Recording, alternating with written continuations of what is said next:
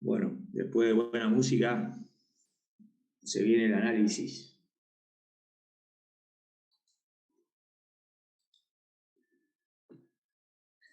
Pasamos por la Versuit, por los redondos y la 25. Eso para levantarse un poquito. Che, somos 49 nomás. ¿Ya pasó el censista o no? Todavía no. Por acá No, sí, profe, todavía no. Ya pasó por acá. Todavía no, trabaja. profe. Le mostré el código y le pegó una patada. Está bien, pobrecito. Tiene todo el día, está caminando ahí. Bueno. Capaz que los otros dicen son censistas. No, pero deben estar con la clase de álgebra todavía. Toledo hasta acá me deja tarde la clase. No, profe, terminó la clase de álgebra. ¿Terminó? Igual si hay algunos compañeros que están censando. Justo, y sí, porque le venía bien unos pesos, creo que te pagaban, ¿no? ¿Cuánto te pagan? 6.000 por ahí nomás creo que era. Mira, muchachos, ¿Dónde me por pueden día, la anotar? mechera. Tiene que ser una buena suma para que nadie diga que no. Porque sí. Che, ¿y dónde me Antes, pueden pobre anotar, maestro. digo, para el próximo censo? Y sí, pero faltan 10 años, ya van a ser grandes. Sí, profe, pero todavía no voy a estar recibido, así que... Vamos dando clases con usted todavía. Está bueno eso. En 10 años vamos a seguir cursando análisis, ¿te imaginas? Ahora acá veo los apellidos, todo, qué bueno acá. Silverman, Irina, ¿está ahí o no? Sí, profe. Yo tuve una alumna, Silverman, profesora de matemáticas. La tuve en ciencias económicas y después se cambió a ciencias exactas y se recibió de profesora de matemáticas. ¿No tiene nada que ver con vos? No, no conozco ninguna. Mira vos, y tuvo profesor Silverman también. Buen profesor. Se fue a vivir a Israel. Pero mira vos, qué casualidad. Porque no es un apellido, acá por lo menos, común. Bueno, loco, 60. Andamos bien. Vamos a anclar esto. Así veo el pizarrón. ¿Se ve bien el pizarrón, loco? Sí, profe. Sí, profe. Sí, profe. Bueno, vamos arrancando. Hoy tenemos una Escriba clase. algo, profe, para ver si se ve bien lo que uno escribe.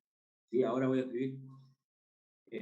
No, mientras tanto le quería decir que esta es una clase clave, porque mejor dicho, todos los temas que vamos a dar acá, algunos de esos, seguro alguno de ustedes le va a tocar en el examen del día, ¿cuánto es? 7. 7 rendimos. Bueno, Sí, el 7. Si ustedes se acuerdan, en la última clase vimos infinitésimos equivalentes y hoy vamos a ver, ponemos como título infinitésimos equivalentes.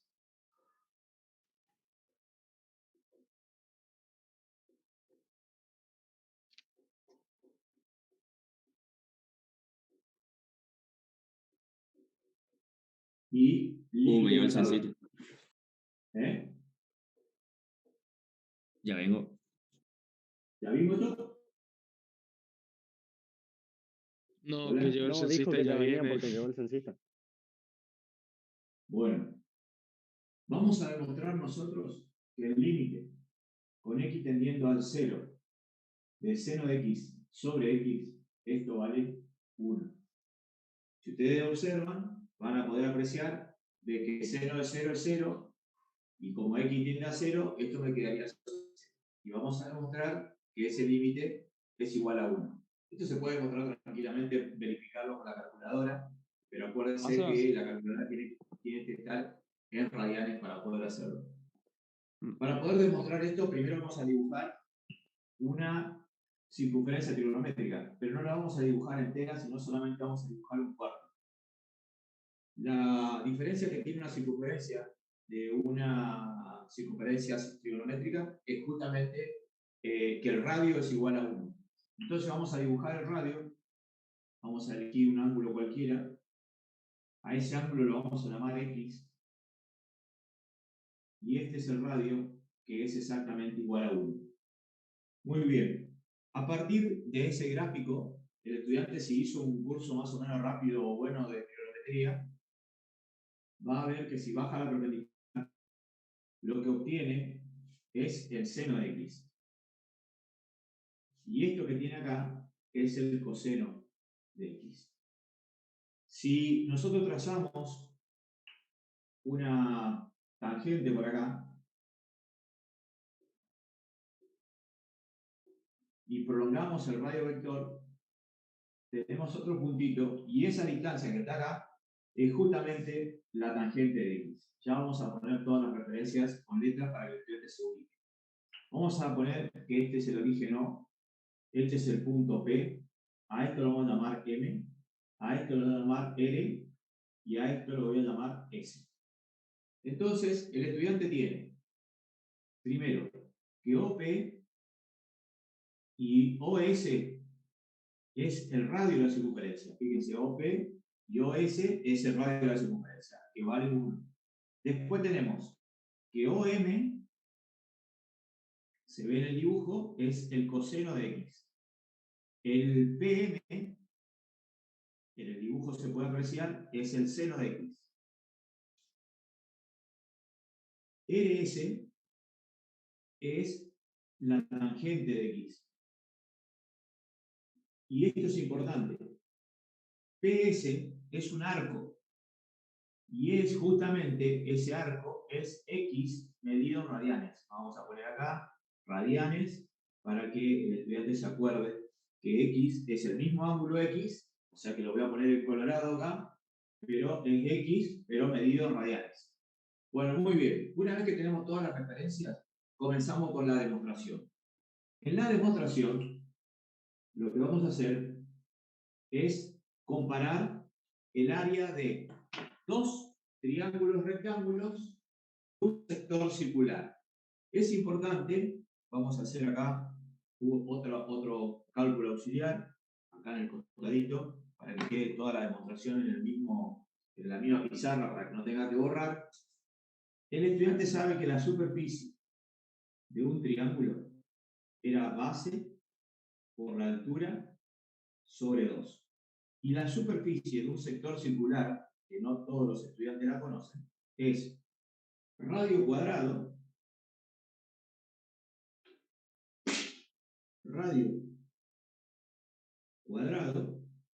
por el ángulo alfa medido en radianes dividido 2. Esas son fórmulas que vamos a usar en inmediato para poder demostrar lo que queremos demostrar. Entonces, insisto con esto.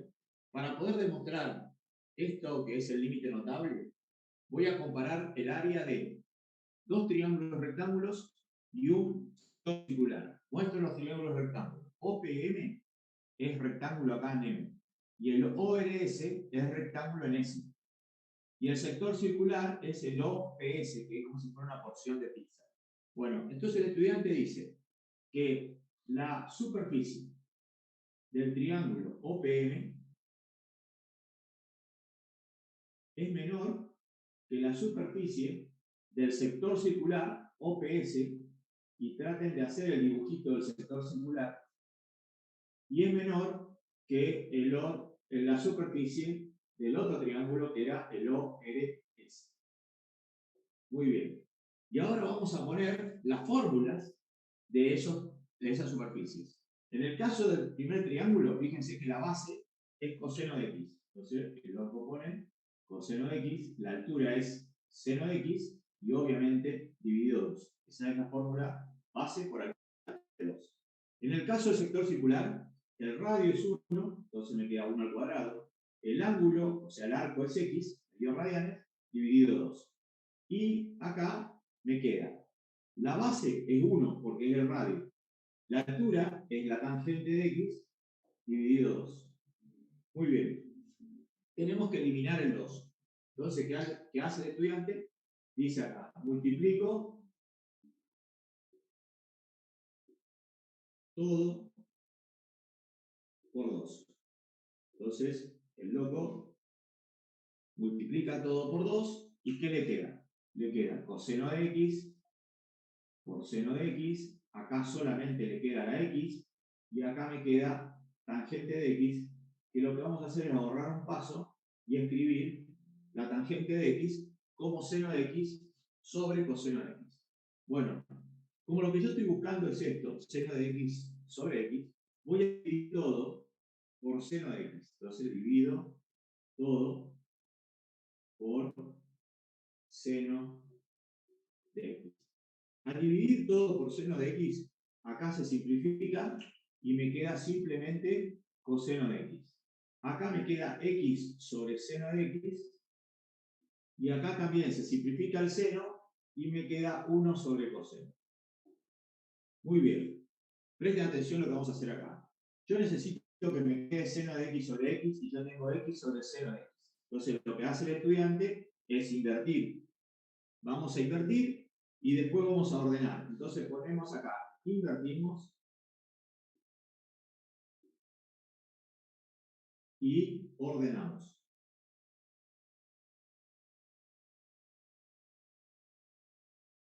Cuando el estudiante invierte, sabe perfectamente que el sentido de la desigualdad cambia. Entonces, acá escribe 1 sobre coseno de x mayor, acá pone seno de x sobre x, acá pone mayor y acá pone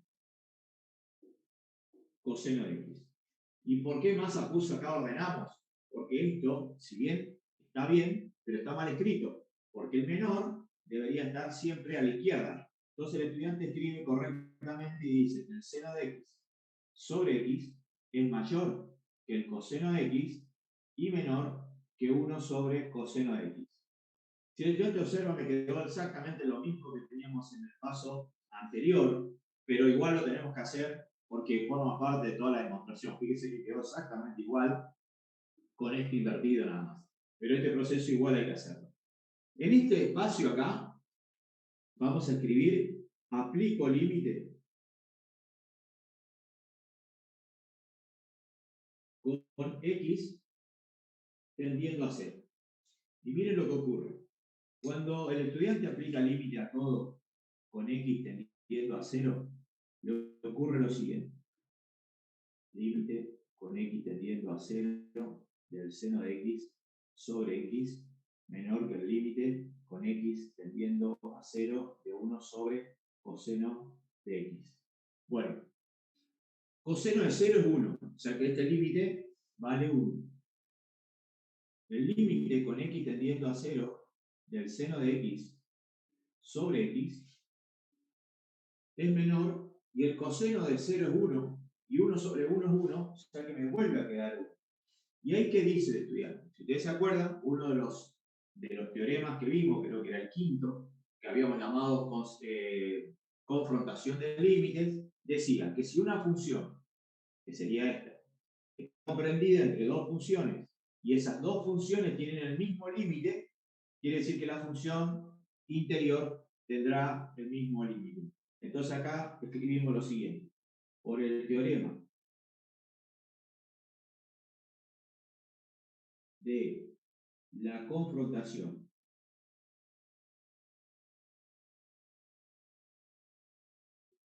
de límites,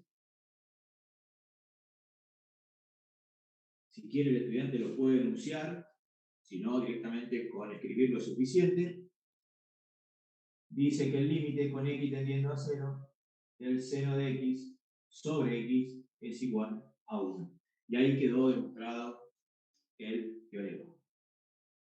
En el parcial va a haber que escribir así, profe.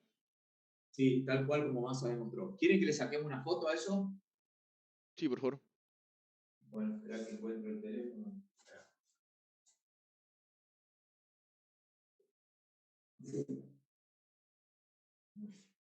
Ya vengo.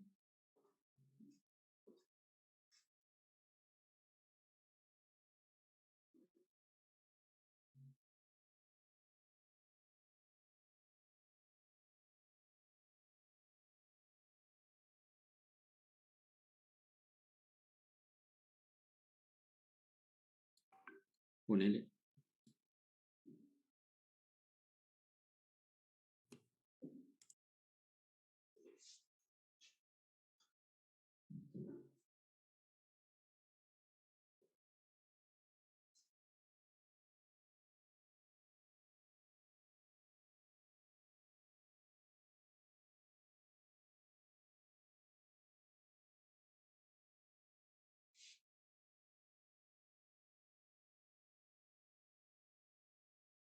Profe, volvimos el año pasado. ¿Cómo? Volvimos el año pasado. Sí, ni me había acordado. Ya, de eso justo estaba pensando a la mañana, otra vez armar toda la porquería. Bueno, ¿alguna pregunta para esto? Voy a borrar porque voy a demostrar ahora, Profe, esto lo voy a conservar, y voy a demostrar tangente de x sobre x. Que profe, también, antes que borre, sí, en el tercer paso de la demostración, cuando divide todo por el... No, en el segundo, digo, cuando multiplica todo por 2, ¿por qué queda sí, seno de x sobre coseno de x? porque la tangente de x es una área de equivalencia de seno sobre coseno. En trigonometría, la tangente de x es seno de x sobre coseno de x. ¿No sabía usted? ¿Quién habló? Yo. Entonces, cuando multiplicamos por 2, se transforma en eso 2 por trigonometría. No, en vez de escribir tangente, vamos a poner acá, en vez de escribir tangente, usted escribe seno de x sobre coseno de x. Esto es una equivalencia trigonométrica. Existen muchas equivalencias trigonométricas porque todas las funciones trigonométricas están vinculadas entre sí. Y esa es una de las vinculaciones. De hecho, las primeras tablas de trigonometría, o sea, las tablas donde venían los valores de seno, coseno, no traían la tangente. Vos tenías que calcular el seno, calcular el coseno y después hacer la división. Después, y las calculadoras le pasaba lo mismo. Las primeras calculadoras que se hicieron no traían la tecla de la tangente. Vos tenías seno y coseno nomás. Entonces vos para calcular la tangente tenías que hacer el cociente de las dos. ¿Está? Ahí está. Gracias, profe. Bueno, fíjese, el proceso que sigue es exactamente el mismo. Yo recién voy a borrar, a partir de acá, voy a borrar, porque otra vez el estudiante va a demostrar, pero ¿qué va a demostrar? Que justamente también el límite, porque le piden las dos demostraciones, el límite con x tendiendo a 0 de la tangente de x sobre x también vale 1. Hace la comparación de las áreas, pero en vez de dividir por seno, como dice acá, el estudiante va a dividir por ¿cuántos? Va a dividir por tangente de x. Entonces, divido acá por tangente de x y ahí aclara también que es seno de x sobre coseno de x. ¿Por qué? Porque justamente en este paso, que a mí me quedó coseno de x por seno de x menor que x y menor que la tangente de x, cuando el estudiante divide por seno de x, los senos se simplifican y me queda acá coseno cuadrado de x, acá me queda x sobre tangente de x, y acá me queda 1, porque si el bloco divide tangente de x sobre tangente de x, le queda 1. Ahí invertimos, entonces acá me queda 1 sobre el coseno cuadrado de x, ojo con los símbolos de desigualdad, acá me queda tangente de x sobre x, y acá me queda 1, porque si el estudiante invierte el 1, me sigue quedando el 1. Lo que hace ahora el estudiante es ordenar, como dice acá, y va a escribir así, tangente de x sobre x mayor que 1 y menor que 1 sobre el coseno cuadrado de x. Ahí aplica límite y le queda límite con x tendiendo a 0 del 1, límite con x tendiendo a 0 de la tangente de x sobre x, y el límite con x tendiendo a 0 de 1 sobre coseno cuadrado de x. ¿Y acá qué le queda al estudiante? Que el límite con x tendiendo a 0 de la tangente de x sobre x es mayor que 1 y menor que 1. Y ahí otra vez dice, por el teorema de la confrontación de límites, entonces él sigue acá y dice que el límite con x tendiendo a 0 de la tangente de x sobre x, eso vale 1. Y ahí tiene demostrado otra vez, o sea que si el estudiante aprende una demostración, la otra le tiene que quedar exactamente igual. Massa, ¿le puede sacar una foto, por favor? ¿Sí? Gracias. Puede ser eso. Bueno, fíjense si le llega la foto al grupo. Bueno, ahora sí, vamos a cambiar el tema rotundamente, porque hasta ahora nosotros habíamos hablado de que x tendía a un valor finito y el resultado también me da un L que también era finito. Pero ahora vamos a ver, y puede ocurrir, que lo vieron ustedes en sus sesiones, que puede suceder que el límite me dé infinito. Y entonces ahora vamos a ver qué sucede. Voy a proceder a borrar, total ustedes tienen la foto ahí, como para poder sacar apunte. Esto es un tema clave. Estos dos que vimos, seguramente le va a tocar a uno de ustedes el día del examen. Bueno, y ahora vamos a poner como título importante límites infinitos. Entonces, ponemos límites infinitos. Y vamos a ver que tenemos tres casos distintos y a su vez, algunos de ellos, esos casos se dividen en otros casos que se subdividen. Vamos a empezar con el primero. Entonces dice, límite infinito cuando x tiende a un valor finito.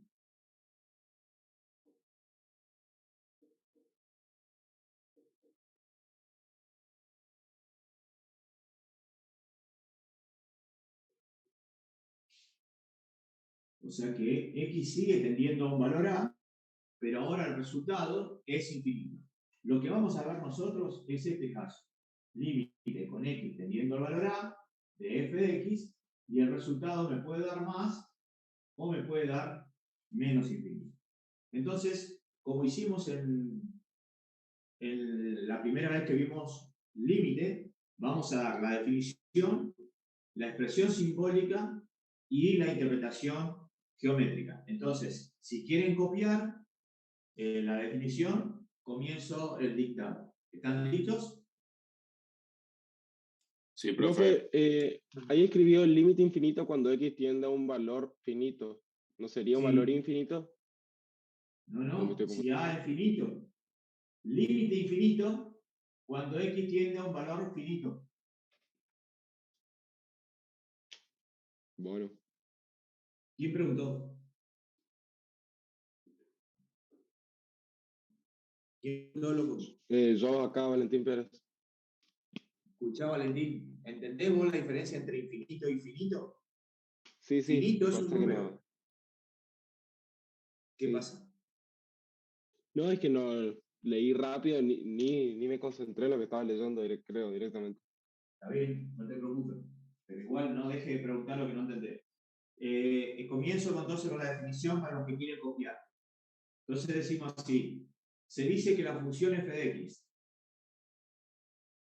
Se dice que la función f de x tiene límite infinito. Se dice que la función f de x tiene límite infinito cuando x tiende al valor a, cuando x tiende al valor a, si y solo si el valor absoluto de la función, si y solo si el valor absoluto de la función se hace cada vez más grande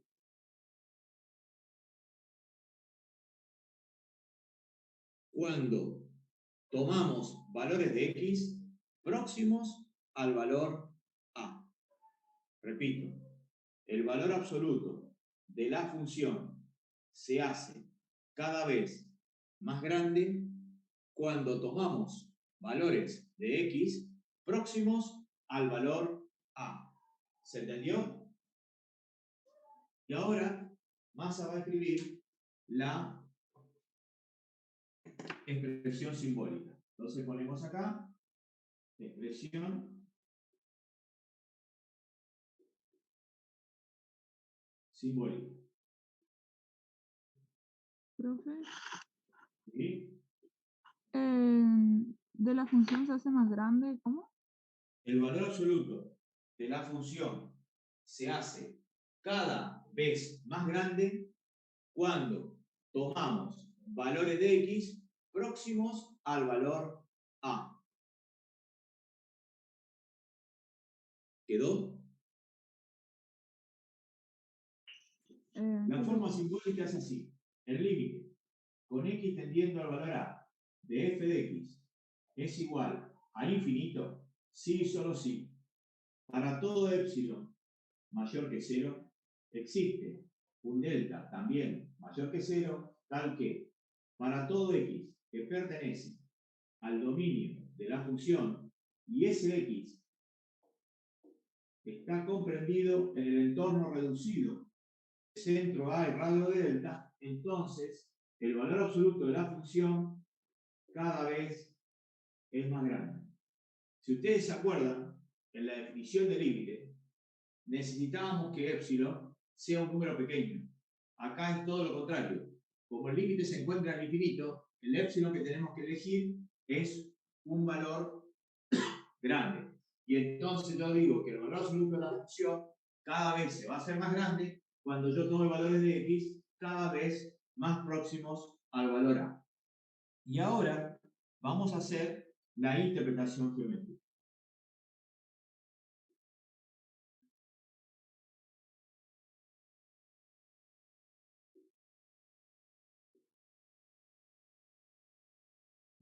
Masa, no sé, ahí no sería más menos infinito o es No. lo mismo. No. Dejamos, ahora después de los casos, cuando te puede dar más o cuando te puede dar menos infinito. Aguardá un segundito. La interpretación geométrica, vamos a hacer un sistema de ejes. Vamos a dibujar lo que se conoce con el nombre de una asíntota vertical. Y la voy a dibujar de color verde. Y voy a dibujar la asíntota vertical. Esa asíntota vertical, después hay un capítulo de la asíntota, así que no se preocupen por ahí si no entienden, es justamente el valor de A. La gráfica de la función hace este movimiento. Yo tengo, hace este movimiento y después hace este otro movimiento. Entonces ustedes presten atención. Si yo elijo un epsilon lo suficientemente grande, ahí lo tengo, yo vengo acá y me encuentro con el valor de A menos delta.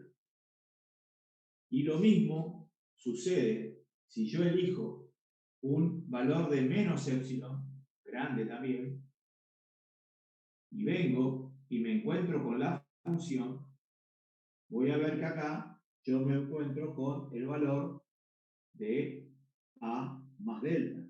Ahí está el entorno reducido de centro A. Entonces, todo esto que masa pinta acá es el movimiento que tomaría el valor de X. Acuérdense que ustedes tienen que elegir siempre un X próximo al valor A. Este sería el valor de epsilon y este el valor de menos epsilon. Y este sería el movimiento que tomaría la función. A medida, fíjense, que a medida que yo tome el valor de X próximo al valor A, la función va a ser mayor que ese epsilon. Y eso se da tanto para más epsilon o también se da para menos epsilon. Entonces, lo que tienen que hacer ustedes es, con otro color, vamos a elegir un X, acá lo tenemos al X, y el estudiante cuando se encuentre con la función, esto es f de x, lo que más está mostrando acá, fíjense, f de x es mayor que epsilon. Este sería el valor de x próximos al valor a. Es decir, cada vez que x se acerca a, la función se hace cada vez más grande. Es decir, que si x tiende al valor a, f de x tiende a infinito. Bueno, esa sería la interpretación geométrica, y es lo que ustedes tienen que escribir en el caso cuando les pidan o les toque este tema.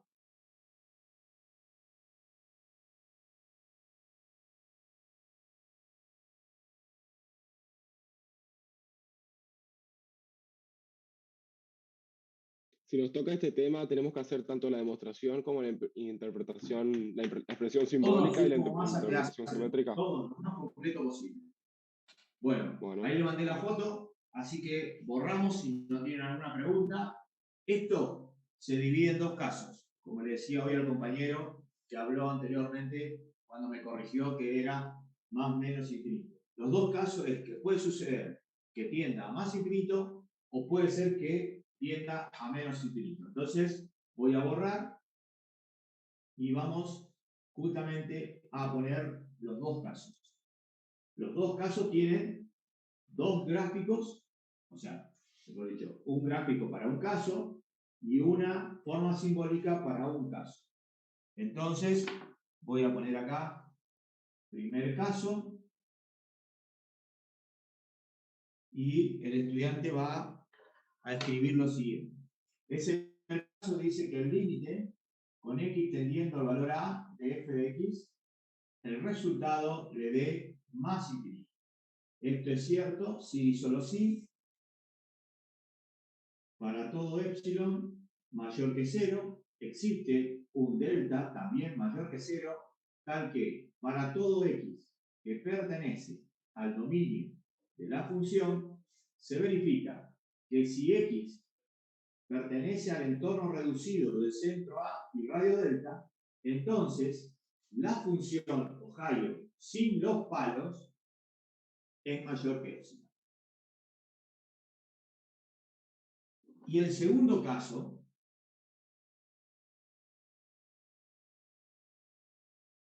sería lo siguiente. Que el límite con x tendiendo al valor a de f de x es igual a menos infinito, y solo si para todo epsilon mayor que 0 existe un delta también positivo, tal que para todo x que pertenece al dominio de la función, se verifica que si x, no, perdón, acá, tal que x pertenezca al dominio de la función y, no es se verifica, es un i acá. Acá va un i y acá va un i. Y x pertenece al entorno reducido del centro A y radio delta, entonces, ojo acá, la función sin los palos es menor que menos epsilon. Entonces, a la hora de hacer los dibujos, el estudiante va a dibujar dos sistemas de ejes.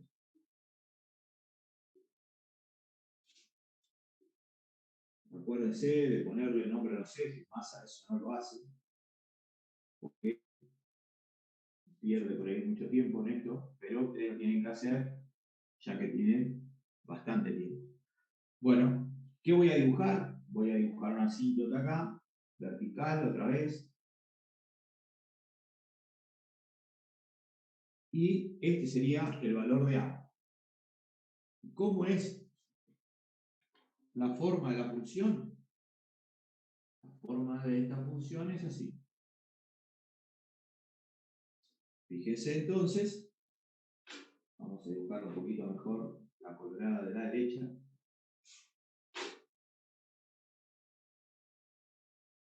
Ahí tenemos. Entonces, ¿qué hace el estudiante? Como siempre, elige un valor de epsilon acá. Ese es el valor de epsilon. Y ustedes pueden apreciar que acá van a tener los valores de es A más delta. Esto es A, que no puede tomar tampoco porque es un entorno reducido, y esto es A menos delta.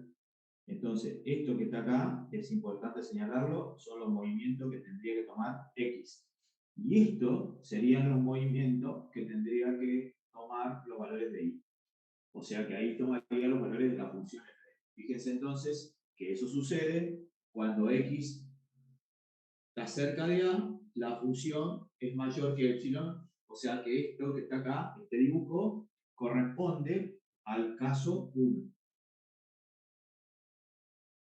Profe, entonces el primer caso que usted nos mostró no tendría límite por límites laterales, ¿o no? ¿O sí tendría? Sí, sí, es infinito, porque se supone que el infinito, hay una teoría que dice que el infinito y el menos infinito se tocan.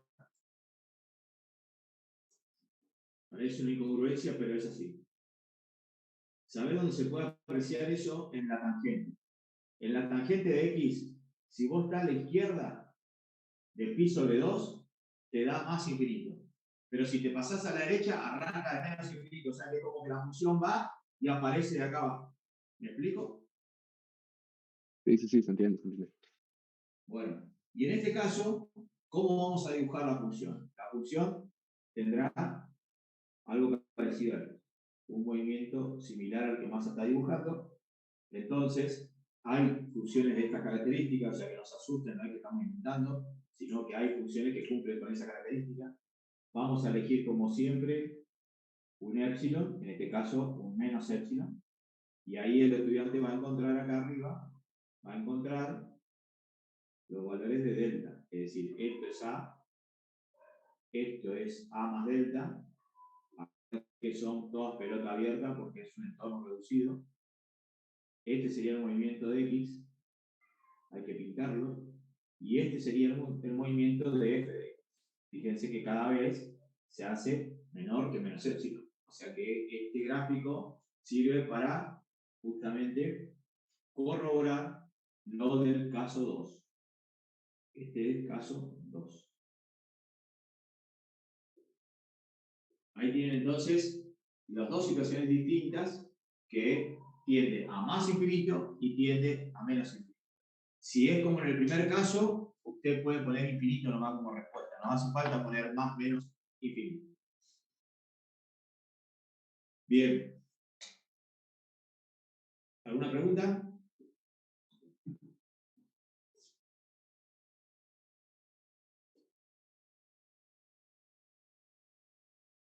Ahí se fue la foto. Siempre díganme, háganme acordar primero de la foto y segundo, verifiquen si sale bien la foto. ¿Está?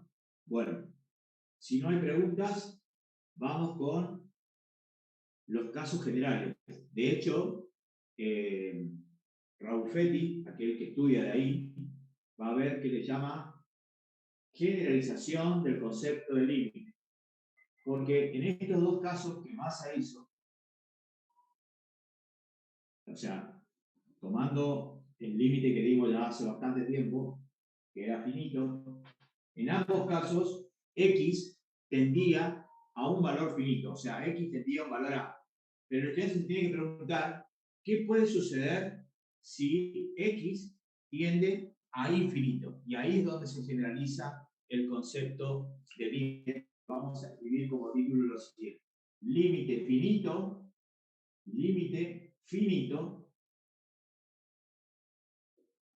cuando X tiende a infinito. Repito, el título es límite finito cuando X tiende a infinito. Es decir, lo que estamos hablando es de este límite. Límite con X tendiendo a más menos infinito de f de X y el resultado le dé L.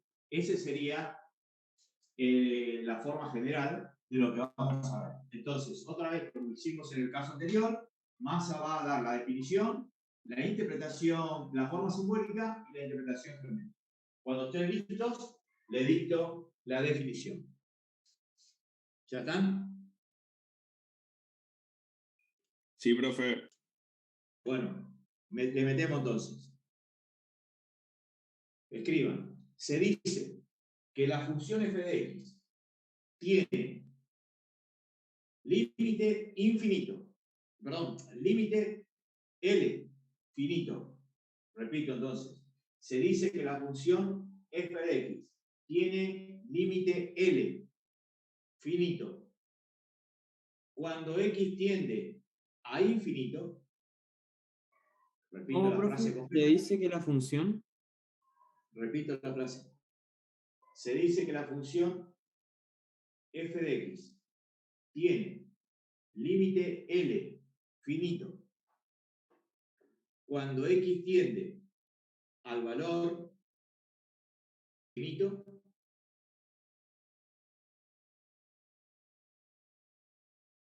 y solo si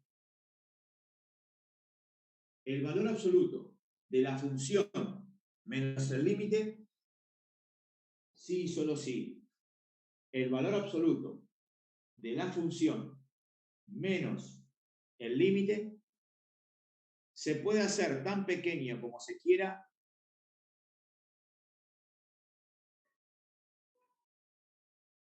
con solo tomar valores de x cada vez más grandes.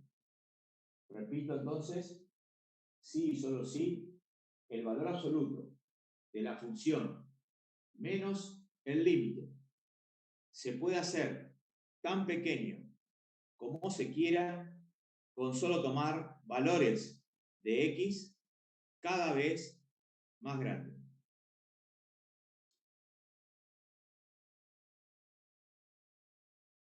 Muy bien.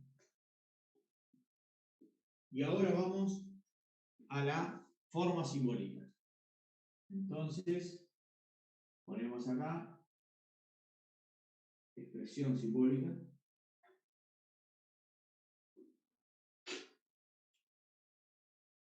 Expresión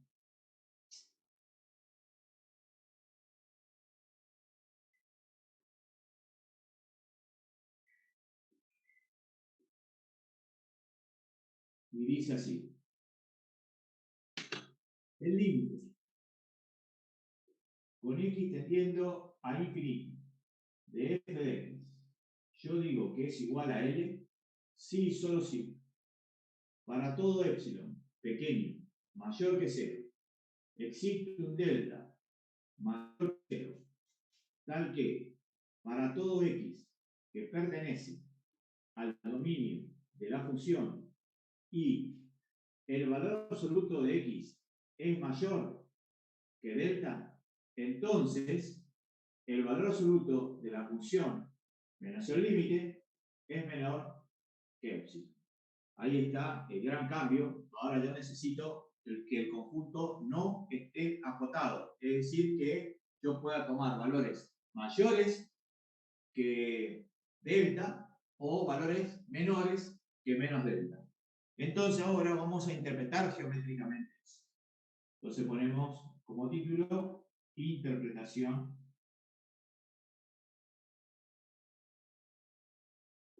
geométrica.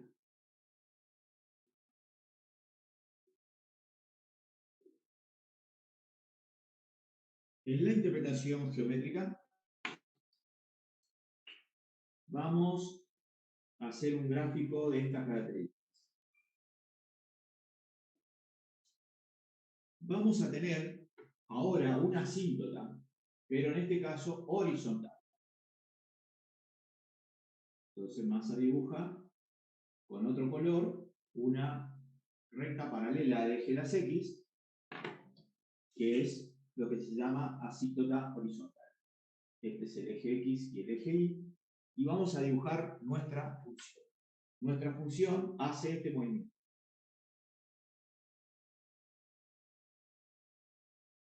Entonces, fíjense, el estudiante, ¿qué va a hacer? Este es el valor de L. Entonces él elige un epsilon por encima y por debajo. O sea que este sería el L más epsilon y este sería el L menos epsilon. Todo sería el movimiento de la función. ¿Y qué pasa? Cuando yo vengo así, vengo acá, me encuentro con el valor de delta. Este es mi delta. Y lo mismo cuando vengo acá, este es mi valor de menos delta. Entonces, a medida que yo tome valores de x cada vez más grandes, la función, fíjese, se acerca a lo verde. Y lo mismo sucede de este otro lado. Cada vez que yo tome valores de x cada vez menores que menos delta, otra vez la función se acerca al verde. Quiere decir que en el infinito estaríamos hablando de la línea verde, que es justamente el límite. Y eso es lo que ustedes, esto sería todo el movimiento que deben pintar, que sería el movimiento de la función. Es decir, que podrían tomar un valor de x, cuando a ustedes les guste, por acá, mayor que delta, entonces viene y se da cuenta que la función cae dentro del entorno del centro L y radio epsilon. Ahí tienen la función f de x. ¿Ves? Esa sería la interpretación geométrica que ustedes tienen que dar de este tema. Bueno.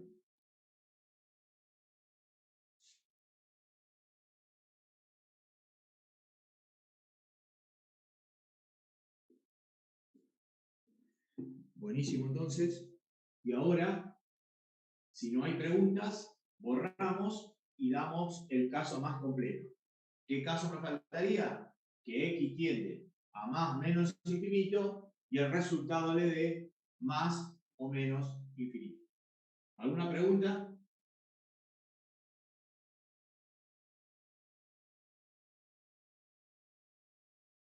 No, profe.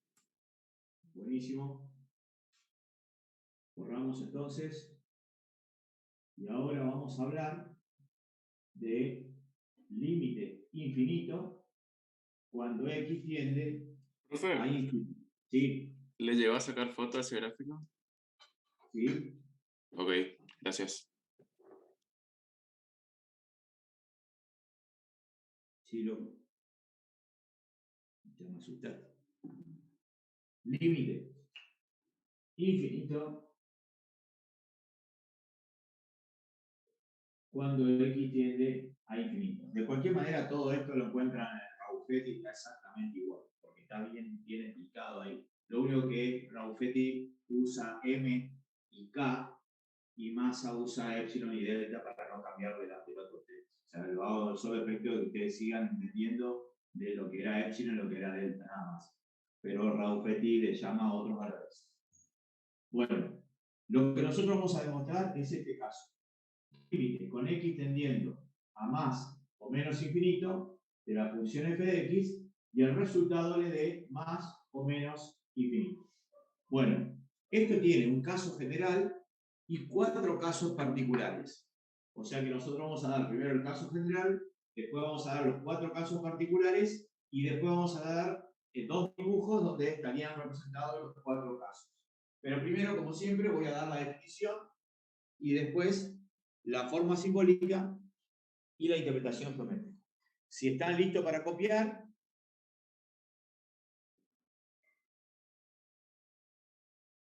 dictamos. ¿Empezamos entonces? ¿Están listos? Sí, sí, profe. Vamos. Sí, profe. Bueno, escriban entonces. Se dice que la función f de x dice que la función f de x tiene límite infinito. Cuando x tiende a infinito, se dice que la función f de x tiene límite infinito. Cuando x tiende a infinito, sí y solo sí, el valor absoluto de la función, sí y solo sí, el valor absoluto de la función se hace cada vez más grande cuando tomamos valores de x cada vez más grandes. Repito, sí, solo sí, el valor absoluto de la función se hace cada vez más grande cuando tomamos valores de x cada vez más grandes. Bueno, entonces ahora sí, vamos a escribir la forma simbólica. Entonces ponemos acá expresión simbólica.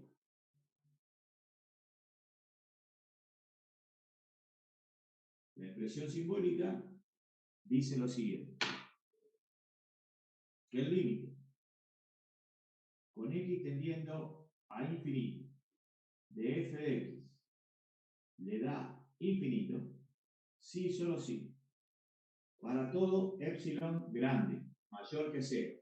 Existe un delta también grande, mayor que 0, tal que para todo x que pertenece al dominio de la función y el módulo de x es mayor que delta, entonces el módulo de la función f de x será mayor que epsilon. Fíjense los cambios que hay en la forma simbólica. Eso es muy importante a la hora de estudiar. Fíjense los pequeños cambios que hay, que son sustanciales, pero a veces son para algunos imperceptibles. Pero los cambios están acá. Ahí es donde toda la primera parte es siempre lo ¿Pasa mismo. una consulta? Sí. Cuando usted dice un epsilon grande, ¿qué tan grande Lo más tiene que grande ser? que vos puedas. Como vos el epsilon lo dijiste, si yo, 1 millón, 10 millones, ¿entendés? Ok, Esto es ok. un número grande. Ok, Bueno, gracias. Profe, profe, sí, esa sería la expresión general, ¿no? esa es la expresión general. Y eso es lo que le iba a decir. Esto se puede, voy a presentar 4 casos distintos. Entonces, vamos a ir enumerando los casos. Y entonces tenemos, vamos con el caso 1. El caso 1 sería esta situación, de que el estudiante tenga límite con x tendiendo a más infinito y el resultado le dé más infinito. ¿Cómo sería la forma simbólica?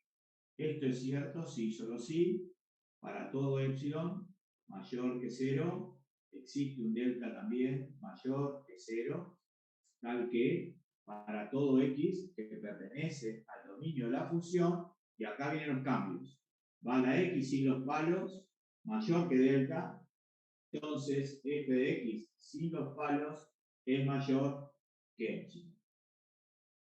El caso 2, que más allá llama, porque esto puede variar, ustedes pueden llamar a los casos que quieran, pero tienen que completar los 4 casos, es el caso de que sea que el límite con x tendiendo a menos infinito y el resultado también le dé menos infinito.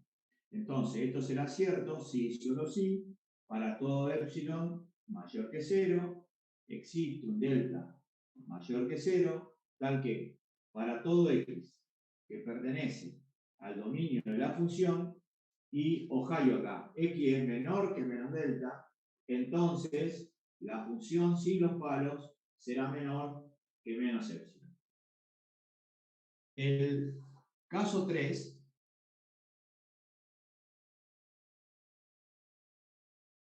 ¿cuál sería? El caso 3 sería que tengamos que el límite con x tendiendo a más infinito de f de x y el resultado le dé menos infinito. Entonces, esto será cierto si y solo si para todo epsilon mayor que 0 existe un delta también mayor que 0, tal que para todo x que pertenece al dominio de la función y, ojalá acá, x es mayor que delta, entonces la función será menor que menos epsilon. Y el último y cuarto caso sería lo siguiente. Caso 4, y ahí tenemos el límite con x tendiendo a menos infinito de f de x, el resultado le dé más infinito. Entonces tenemos, esto es cierto si y solo si para todo epsilon mayor que 0, existe un delta también positivo, tal que para todo x que pertenece al dominio de la función y x es menor que menos delta, porque tiende a menos infinito, entonces la función f de x será mayor que epsilon porque es a más infinito. Entonces ahora le saco foto a esto porque necesito espacio para poder dibujar esos 4 casos.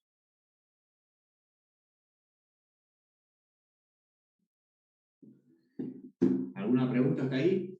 Tenemos el caso general, como dijo el compañero hoy, y los 4 casos particulares. Y lo que vamos a hacer es 2 dibujos uno que corresponden al caso 1 y caso 2, y otro que corresponde al caso 3 y caso 4.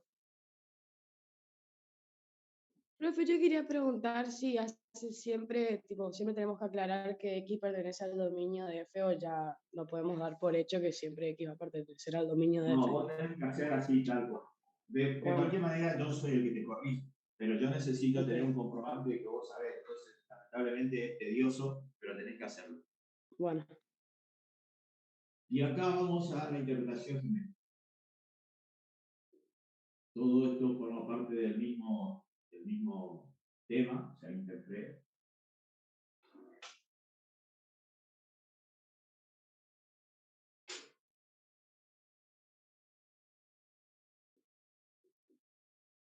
Sí, hasta a mí me parece tedioso, imagino para ustedes que estudian, me parece lo mismo, pero hay que hacerlo.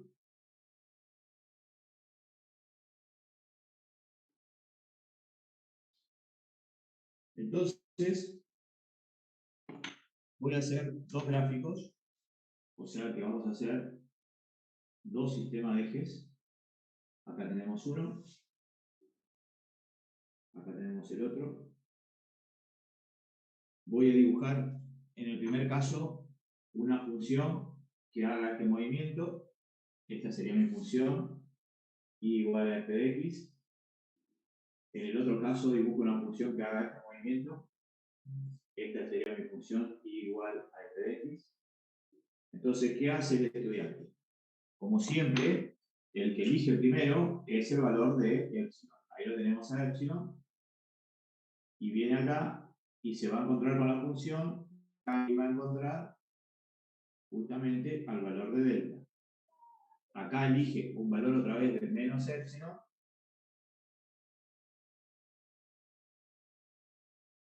Y viene así y encuentra al valor, en este caso, de menos delta. Entonces, ¿qué dice el estudiante? Que cuando él elija un valor mayor que delta, la función, miren, va a ser mayor que epsilon. Ese sería el caso 1, porque x tiende a infinito y la función tiende a más infinito. Y en este caso, yo elijo un x menor que menos delta, es decir, que tiende a menos infinito, y miren lo que sucede con la función. La función tiende a menos infinito. Entonces, este gráfico que Massa hizo acá corresponde al caso 1 y 2. Y este gráfico, otra vez hacemos lo mismo. Yo elijo el valor de epsilon, vengo acá, y a quién encuentro acá abajo en el x, encuentro al delta. Acuérdense que siempre, en este caso, encuentro a menos delta. Acuérdense que yo siempre elijo este gráfico, lo vamos a hacer un poco más,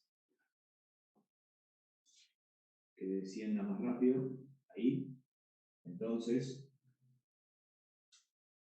yo elijo un valor de menos epsilon, y vengo acá y me encuentro con el valor de delta. Entonces, fíjense que cuando yo elijo un valor de x mayor que delta, la función tiende a menos infinito. Y cuando yo elijo un x que sea menor que menos delta, o sea que tiende a menos infinito, la función tiende a infinito positivo. Y ahí tenemos el gráfico que corresponde al caso 3 y 4.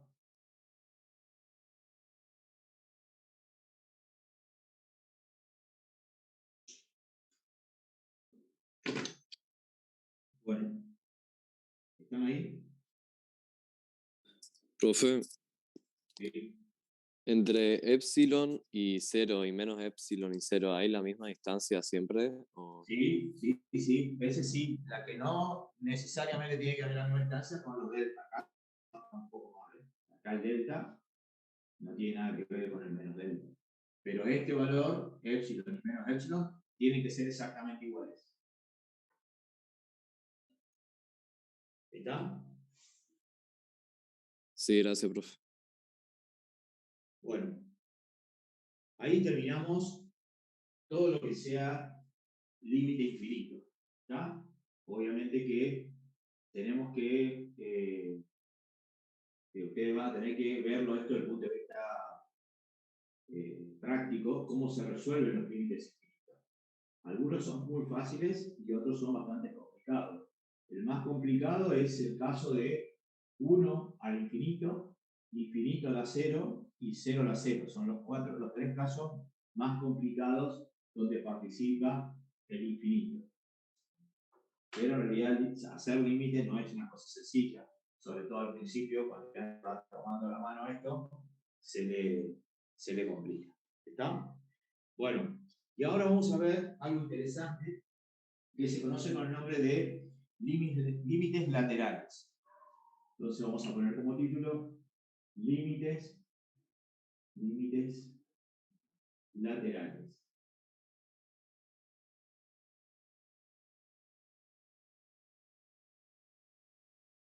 ¿Por qué se utiliza esto, los límites laterales?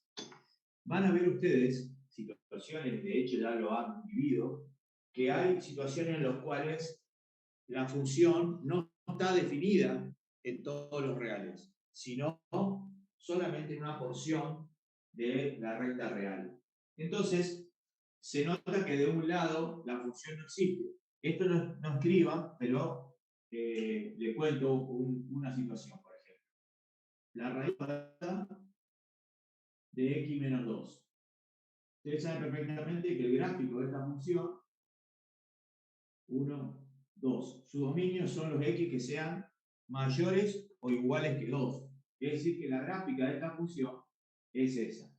Entonces, si como este es el 2 y yo quisiera saber el límite, el único límite que puedo estudiar es con que x tienda a 2 por derecha, porque del otro lado no hay nada. Entonces no puedo calcular el límite por la izquierda de esa función. No puedo calcular el límite exactamente en el punto.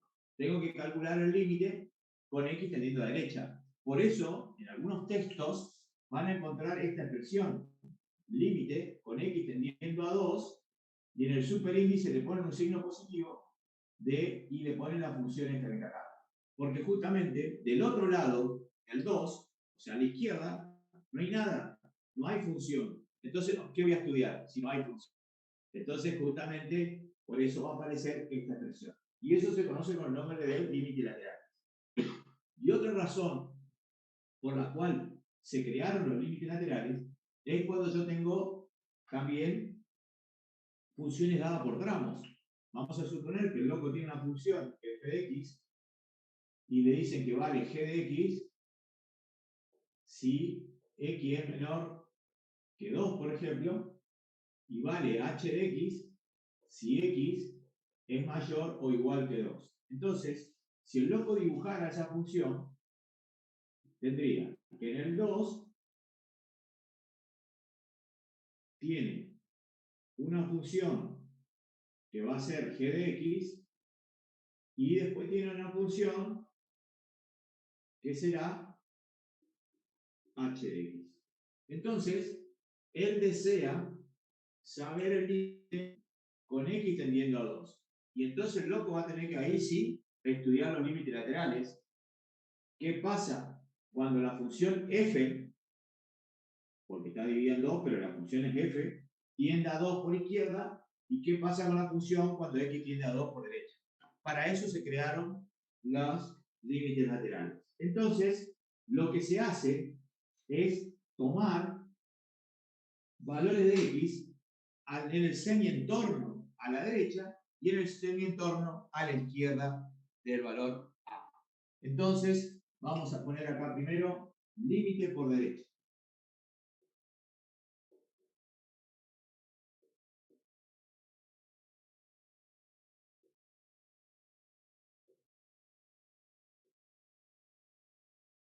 Entonces, escribe el estudiante. Se llama límite por derecha se llama límite por derecha cuando calculamos el límite con X obtenidos del semientorno a la derecha del valor A. Cuando calculamos el límite con X obtenidos del semientorno a la derecha del valor A.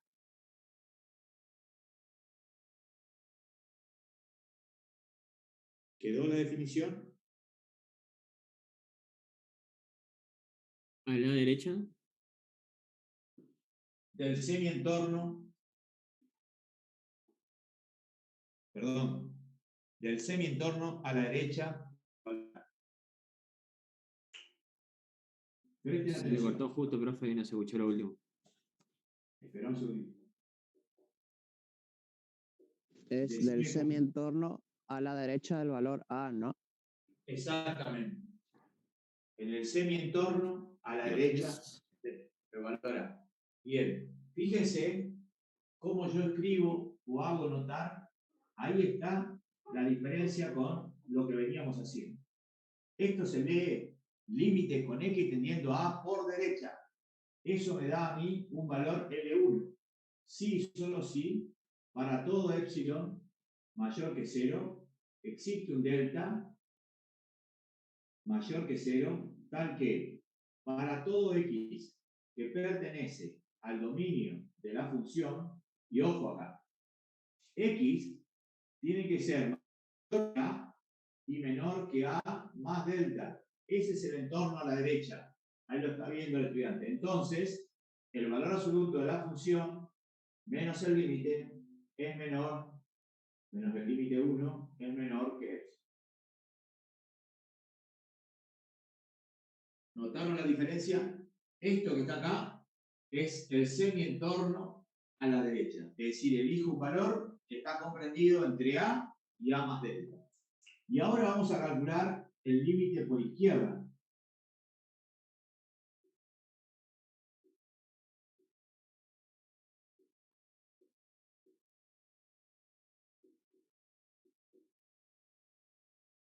Entonces sería límite por X tendiendo a A y le pone un signo menos en la parte superior de A.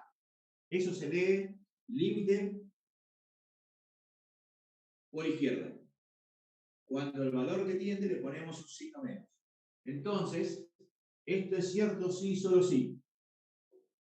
Para todo epsilon mayor que 0, existe un delta, también mayor que 0, tal que para todo x que pertenece al dominio de la función, y, ojalá acá, yo voy a sacar los valores de x que están a la izquierda, o sea que sean a mayores que a menos delta y menores que a. Eso quiere decir que están a la izquierda del valor a. Entonces, el valor absoluto de la función menos L2 es menor que epsilon. Y acá es importante. Para decir que el límite de una función existe, los límites laterales tienen que ser iguales. Repito, para decir que el límite de una función existe, los límites laterales tienen que ser iguales. ¿En qué se basa el estudiante para decir eso? Que había un teorema que decía, que el primero de todos, que si el límite de una función existía, este era único. Entonces, justamente, para decir que una función tiene límite, los límites laterales deben ser iguales. O sea que L1 tiene que ser igual a L2. Y eso voy a escribir acá. Si L1 es igual a L2, entonces existe límite y el límite con x tendiendo al valor a de f de x es justamente L1, L2 y L. ¿Por qué? Porque obviamente los tres límites son exactamente iguales. El límite lateral 1, el límite lateral por izquierda y el límite de la función en el punto. O sea, la única manera que la función tenga límite es que los límites laterales sean distintos. ¿Está? Esto es una previa de lo que va a venir más adelante, que nosotros lo conocemos como función continua. O sea, vamos a estudiar si la función es continua o no en un punto. Bueno, ¿alguna pregunta hasta ahí? Mazo, ¿cómo sería la definición del límite por izquierda? ¿Le faltó esa? Ah, tenés razón.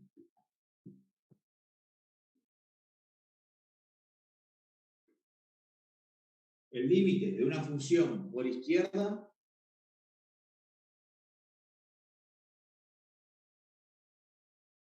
consiste en tomar valores de x en el semi-entorno a la izquierda del valor a. Consiste en tomar valores de x en el semi-entorno a la izquierda del valor a.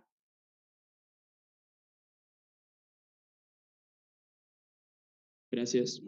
Y si no, pueden agregar como está escrito ahí en el chat, que está bien, dice se llama límite por izquierda en este caso, cuando calculamos el límite con x obtenidos en el semientorno a la izquierda del valor a. O sea que está buena esa definición que escribió Juan Ángel, así que la pueden copiar, pero cambian ahí, que en vez de derecha va a izquierda y en vez de semientorno a la derecha ponen semientorno a la izquierda.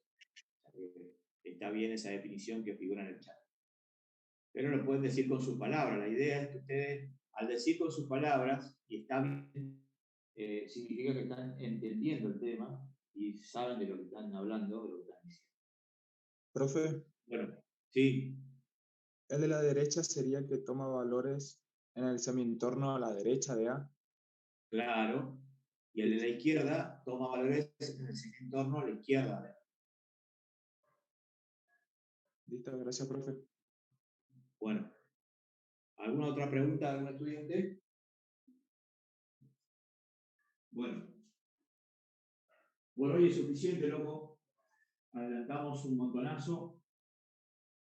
Más una pregunta en general. Sí. Entonces, cuando decimos que tomamos un epsilon pequeño, es muy, muy pequeño, y cuando es en grande, es extremadamente grande siempre. Sí, o sea, Ok. no es, vos, yo sé que vos sos un tipo muy ansioso y estudioso de esto, pero tampoco tenés que volver loco, ¿entendés? O sea, lo que vos tenés que lograr, viste que cuando estemos en clase le voy a enseñar a calcular los límites con la calculadora, pero creo que yo ya lo hice en una oportunidad, que lo hice con sucesiones. Vos tenés que, por ejemplo, cuando x tiende a 2, entonces lo que yo hago es asignarle a x un valor cerquita del 2. Entonces vos le podés poner 1,9, pero hay valores mucho más cerca que ese al 2. Yo le pondría 6,9, o sea, pondría 1,99999. Y eso, esa resta entre 2 y ese 1,999 te da un número pequeño, ¿entendés? Que ese sería el valor de delta. ¿Me explico? Sí, sí. Bueno, eso es lo que vos tenés que entender. O sea, lo que hizo Newton en el cálculo infinitesimal. O sea, que él lo que hacía era acercarse tanto como pueda a ese valor con los cálculos, con la manera de calcular que él tenía en ese momento, que no podía hacer lo que nosotros hacemos de asignarle un valor extremadamente cerca, porque él no tenía la herramienta necesaria que teníamos nosotros.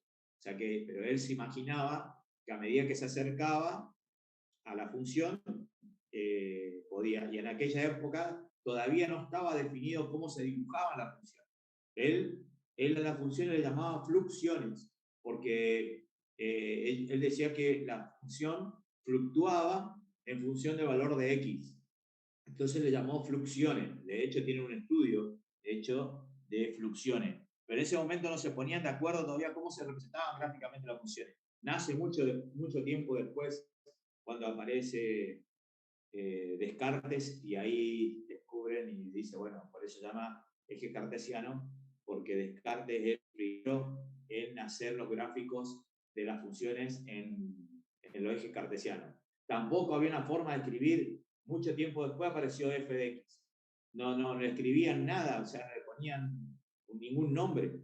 No sabían escribir cómo elevar al cuadrado, ¿entendés? Había varias formas de escribir al cuadrado. Entonces, cada uno hacía lo que quería porque no había nada, ¿cómo se llama?, estandarizado, ¿entendés? Después recién, a partir del 1800 por ahí, aparece la estandarización de los símbolos y ese tipo de cosas. Euler colaboró mucho con eso porque era un tipo fanático de las notaciones y entonces empezaron a hacerle caso y decir, che, vamos a normalizar esto, pero como en aquel momento las comunicaciones no es como ahora, no era fácil encontrarse todos los monstruos eso en un lugar y decidir cosas. Entonces cada uno hacía lo que quería. Es como Massa hace el símbolo del límite, que está mal, pero es mi forma de escribir límite. Bueno. Profe. Sí. ¿Newton o Euler? ¿A quién prefiere? No, es como me diga Pelé, Maradona y Messi. ¿Entendió? No, o sea, ¿Cómo no va a tener un preferido entre esos tres? Dale, profe. Y cada uno tuvo su época. A Pelé le pegaron hasta quebrarlo, ¿entendés? A Maradona otro tanto. O sea, y este tipo, al pibe a Messi, lo cuidan como oro, ¿entendés? Entonces, si Messi hubiese jugado en la época de Pelé y en la época de Maradona, lo quebraban en 72 pedazos. Porque los dos tipos, Maradona y Pelé, eran tipos muy fuertes, muy resistentes, ¿me entendés? Más Maradona que Pelé. Y bueno, pero le pegaron, les entraban a pegarle, o sea, cuando lo descubren a Pelé, los equipos entraban a pegarle. Si cuando jugaba Pelé no había amarilla ni roja, o sea, no había nada.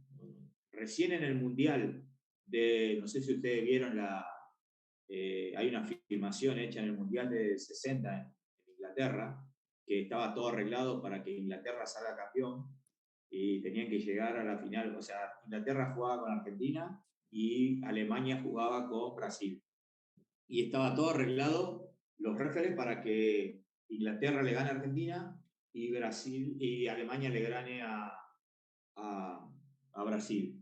Y ahí se ve, porque Argentina tenía un cuadrazo, jugaba Herminio Nega, Daniel Onega, Ratín, Marzolini, un cuadrazo tenía. Marzolini era un crack, en ese momento era el 3 de Boca, era un tipo que jugaba con una elegancia impresionante. Argentina tenía un cuadrazo. Y ahí se ve, está filmado, porque recién ahí aparecía el Super 8, era una cinta en color que se podía grabar, cualquier persona podía comprar esa filmadora. Y entonces ahí se ven filmaciones en las cuales, fíjate vos que Argentina lo dirigía un árbitro alemán y Alemania-Brasil lo dirigía un árbitro inglés. Y ahí se ve cuando Ratín habla con el alemán, que no entendía, que lo estaba echando. El alemán lo estaba echando. Y el alemán, como Ratín no hablaba alemán, no entendía ni mierda lo que estaba pasando, porque hasta ese momento no estaba definido. Ahí se crea, a partir de ese mundial, se crea el tema de las tarjetas. Porque a vos te mostraban tarjeta amarilla y te tenía que ir, estabas amonestado, y si te demostraban tarjeta roja, te tenía que ir. A partir de ese mundial naces. Hasta ese mundial era todo de palabra, ¿viste? Te decían, che, andate a la mierda, o nada, porque en ese momento no había amonestación. Y bueno, y a partir de ahí, y hay una anécdota que cuando Ratín se está yendo, los banderines de las canchas eran la bandera inglesa.